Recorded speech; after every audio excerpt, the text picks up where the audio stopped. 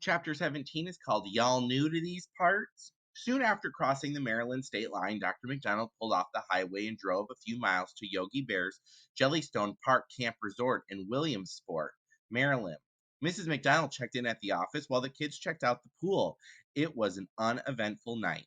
In the morning, Dr. McDonald said he was in the mood for poached eggs, so and they didn't have any eggs in the RV, so they hit the road looking for a place that served a decent breakfast. It wasn't long before they came upon the Blue Bell, one of those diners that was designed to look like it was from the 1950s. There was a line of stools at the counter, silver chrome and mirrors all over the place. A big jukebox was playing Great Balls of Fire in the corner alongside a glass case filled with cakes and pies that spun around slowly. Mrs. McDonald picked up a few travel brochures from a rack on the wall. A sign said, "Seat yourself," so the McDonald slid into a booth near the window. Coke was immediately absorbed in reading the menu, which was filled with Maryland trivia. Soon the waitress, a bleached blonde, wearing a pink skirt, a little pink hat, and a lot of eye makeup, came roller skating over to the table. "Howdy, folks," she said in a deep southern accent. "Y'all new to these parts?" "We're on a cross country trip," Mrs. McDonald told her. "My sister is getting married in Washington the day after tomorrow." "Well, ain't that sweet," said the waitress. "So, would you folks like this morning? We got eggs, bacon, sausage, muffins." "I'll have two poached eggs on toast," said Dr. McDonald. "Adam and Eve on a raft," the waitress hollered to a guy in the kitchen. "And coffee, please," added Dr. McDonald. "Cup of Joe," hollered the waitress. Pep kicked Coke under the table and he shot her a nasty glare before looking back at the menu. "I'll have a Western omelet with French fries," said Mrs. McDonald. "One cowboy with spurs," hollered the waitress. "And no onions, please." "Don't cry over it," hollered the waitress. "On second thought," said Mrs. McDonald, "can I have get an English muffin instead of the French fries?" 86 the Spurs, hollered the waitress. "Burn the British." Pep kicked Coke under the table again. "Hey, stop it!" Coke barked at his sister. "Stop what?" asked Mrs. McDonald. "She's kicking me." "Stop kicking your brother." "I'm not kicking him." "And how about you, little lady?" asked the waitress. "What'll you have?" "I'll have waffles," Pep said. "Two checkerboards," hollered the waitress. "And butter, please." "With cow paste." "And a glass of milk." "And moo juice." "And what about you, hun?" she asked Coke. "Do you have any cold cereal?" he asked. "Sorry, sugar," the waitress replied. "We're fresh out." "Then I'll have soft boiled eggs." "Drown the kids," hollered the waitress. "Do you have rye toast?" asked Coke. "Whiskey down." "And a glass of orange juice too," Coke added. "Hug one," the waitress hollered. "Anything else?" Dr. McDonald had been staring at the waitress ever since they came in. "Say, haven't I met you somewhere before?" he asked. "You look familiar to me." "'Fraid not, hun," she said. "I'm sure I would have remembered a handsome fellow like you." Pep kicked Coke under the table again. When he looked at her angrily, she was mouthing the word Maya. Coke looked at the waitress and she winked at him. Pep was right. Under that blonde wig and all the makeup, it was Maya. "I'll be back in your jiff with your grub," the waitress, that is Maya, said. "I gotta go to the bathroom," Coke said. "Me too," said Pep, getting up. The twins slid out of the booth and hustled over to the hallway where the restrooms were located. Maya was waiting for them with open arms. "What are you doing here?" Pep asked as they hugged. "Right now I'm serving breakfast," she said. Her southern accent was gone. The short order cook came over from the kitchen, and when he got close enough, it was obvious that it was Bones. "How did you know we were going to stop at this diner?" Cook asked.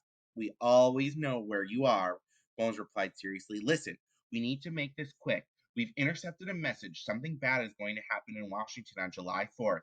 That's the day after tomorrow," Maya said. "It's going to be something big." "Are you sure it's not the 3rd of July?" Pep asked. "No, it's the 4th," Bones replied. "Our aunt is getting married on the 4th of July," Pep said. "We're going to be there. What's going to happen?" "We have reason to believe there's going to be some kind of robbery," said Bones.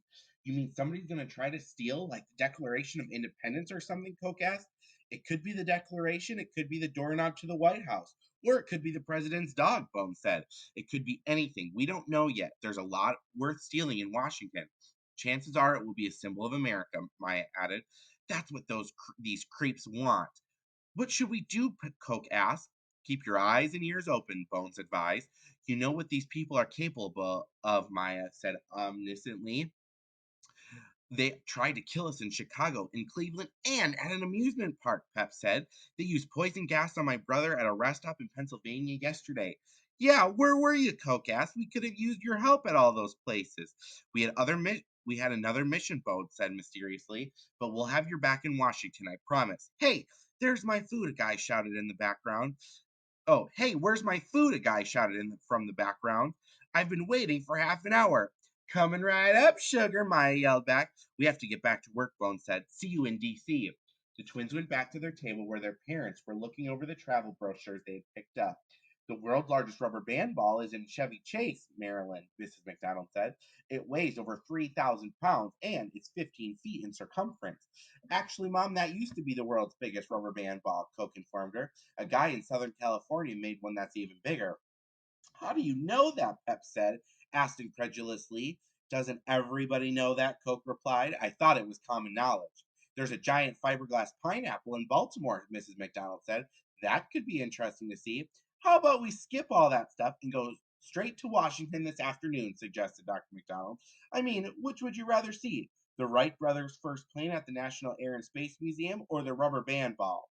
The family debated the question for several minutes until Maya came roller skating back to the table carrying a big tray full of food. Enjoy, y'all, she said with a wink. Everybody dug into their breakfast. Coke tapped his egg with his spoon to crack the shell. When he peeled off the top of the egg, it was printed in blue. This was printed in blue on the surface of the egg. DMOHFYNEEHNUBTELIGLPAT. Oh no, Coke said involuntarily. What's the matter, dear? Asked his mother. Nothing, Coke replied. I think my eggs might be hard boiled. We could send them back. Ah, forget it. Coke kicked Pep under the table and turned the egg so she could slightly so she could see the letters that were printed on it. Her eyes widened.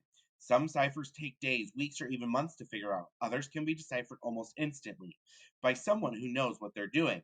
Pep took one look at this one and knew the solution right away. It was simple. She took the first letter of the word D, then the first letter of the second word U, DU. Then she took the second letter of the first word M, and the second letter of the second word B. Dumb. Pep looked at the egg and continued like that, remembering the letters in her head. It wasn't long before she had the whole message. Dumbo the flying elephant. Did anybody ever hear of Dumbo the flying elephant? Pep asked her family as she ate her waffles.